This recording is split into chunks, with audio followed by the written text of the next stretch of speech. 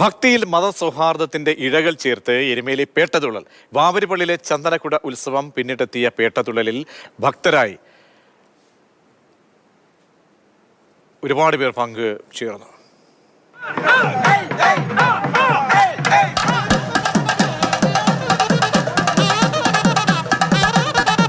ശരീരത്തിലാകെ ചായം പൂശി ഇലകൾ കൊണ്ട് തൂപ്പുകെട്ടി കറുപ്പെടുത്ത് താളത്തിനൊത്ത് ചുവടുകൾ വെച്ച് ഭക്തർ.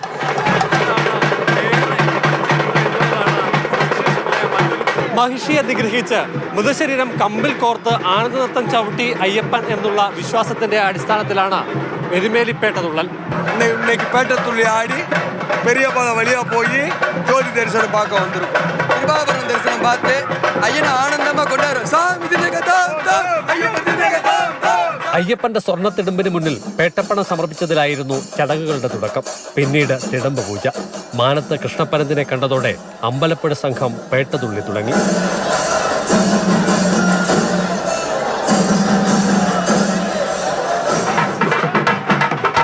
ഉത്തരീയം ചുറ്റി ഭസ്മവും കളഭവും ചാർത്തിയാണ് ആലങ്ങാട് സംഘം ഇറങ്ങുക.